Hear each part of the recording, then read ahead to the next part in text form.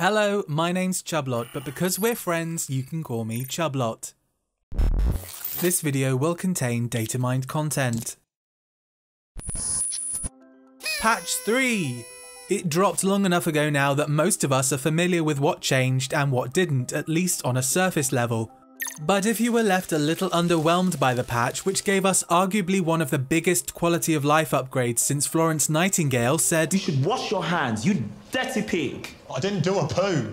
Then please join me, take a seat, grab some tea, which I am not providing, as I take a look under the hood. I am Halsin, first druid of the Emerald Grove. First and foremost, there were quite a few models added to the game, so many in fact that I'm not going to be able to go through all of them in one video, but I'll talk a little bit about the more interesting ones. There were several character creation heads added for various different races, and they even added a head for the Gith Queen Vlaakith. Although it looks nothing like a toad, so I immediately uninstalled the game. Larian also updated several unused monster models like Cloakers, Shadows, Mud Elementals, now with detachable heads, and these really broken ghouls. Oh god, it's like an early morning step aerobics class. Also, on the subject of character creation, Larian snuck in not one, but two larger female models while none of us were looking. And you're only getting still images because I couldn't get any armor to show on them, and I feel like applying a tracking mask to nipples is the first step on a very slippery slope. Larger male models have been in since the very beginning because of Big Daddy Halsin. So for those who've been wanting some body size variety, hopefully this is a bit of good news. It isn't quite sliders, but it is something.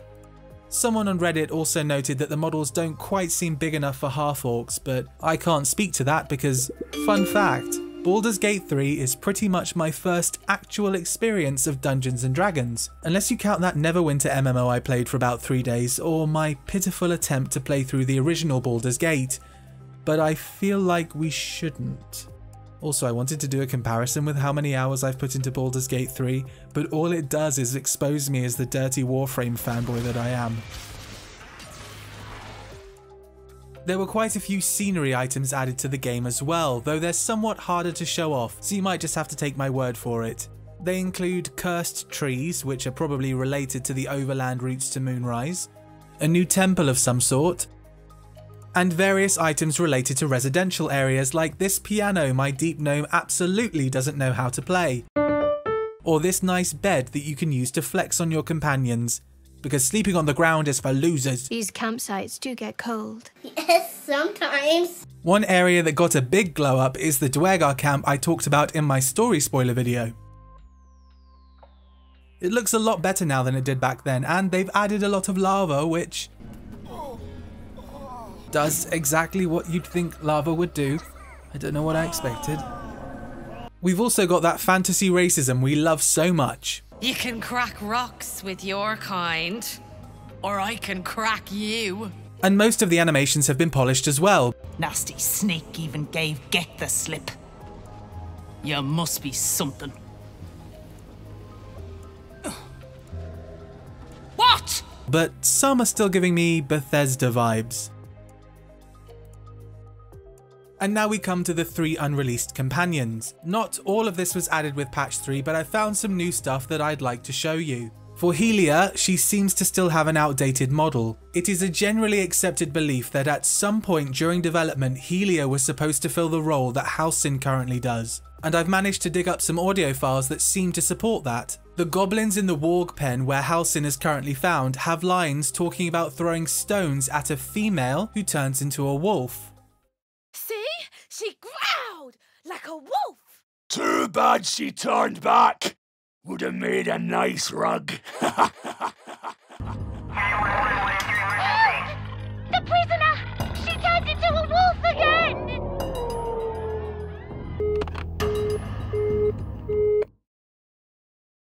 That isn't the only interesting thing I've dug up about Helia. There's some evidence that she may have been or may now be a gnome. As of right now, she's listed as a Lightfoot halfling, and there are lines that refer to her as a halfling. There's a certain event that can cause companions to leave during the night. If Helia is the one to leave and you speak to Lae'zel the following morning, she'll say, "The halflings deserted us. Couldn't hack it, no doubt." But nestled deep within the camp dialogue for our camp vampire Astarion, you can find a different description. If you try and discuss the second dream with Astarion and you upset him, he can basically tell you to F off. Go back to your wet dreams. Leave me in peace. When he does this, the game checks for who else is in camp. If it finds Lae'zel, it plays this line. Go annoy the Gith. I'm sure she'd love to hear about your wet dream. If it finds Karlach, it plays this one. Go annoy the Tiefling. I'm sure she'd love to hear about your wet dream. And if it finds Helia, it plays one of these. Tell the were-gnome about your wet dreams. I'm staying out of it. Go annoy the gnome. I'm sure she'd love to hear about your wet dream. Even without following the thread all the way back to the Helia tag, it's pretty obvious who he's talking about, as he refers to her as a were-gnome, and Helia obviously is a werewolf. It's possible that when Helia was intended to be the druid leader, she was an old lady halfling druid, but now Daddy Halsin has taken on that role. The new Helia could be a younger, cooler gnome bard, but none of this is confirmed. Karlach got some new spell incantations, but otherwise not too much. Precis, alia, ferro. But I did find that she has some interesting interactions with both Corilla. No lasting damage, I hope? You're Zariel's little pet, if I'm not mistaken.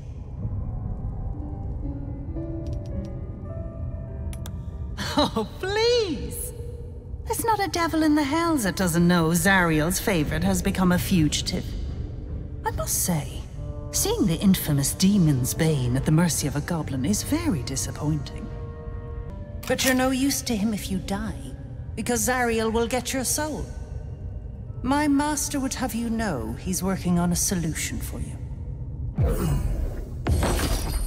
And Raphael. I have 1,000 mistresses, Karlach. Fear and pleasure blend quite well. I gave you a fair offer, Karlach. Now be gone. And Raphael's lines make it clear that he knows he's stepping on Zariel's toes by trying to get Karlach's soul. Come, you know I'm being more than generous. Dealing with you is dangerous. She's not the forgiving kind. And I don't think we'd need a death battle to settle that one. And last, but certainly not the smallest, it'll make sense, I promise, Minsc. Minsc doesn't have a unique model yet, but the placeholder he has is listed as male strong. This is how the game refers to the larger male body type. And while it will not currently display any armor, patch 3 did add models of chainmail armor for the large male body. And I could see Minsc wearing some sort of chainmail. Now, if you'd like to learn more about what Minsc has been up to since the previous game, or just about Baldur's Gate or Dungeons & Dragons lore in general, can I suggest the wonderful Harbs. He puts out some really well-researched lore videos and has a pretty regular upload schedule, which I do not. I always enjoy a Harbs video, and I think you might do as well. He's even started doing some cyberpunk lore content, which is very important because I have questions. Why is this cat chilling underwater? What flavour of scoliosis is this? And which pocket dimension did this entire market spring from? There's a link to Harbs' channel in the description, so be sure to give him a little gander, which is apparently a completely innocuous word with no strange connotations. I know, I was surprised too. Now it's time to thank you for watching. So thank you, Jennifer Aniston, for watching. Bye bye.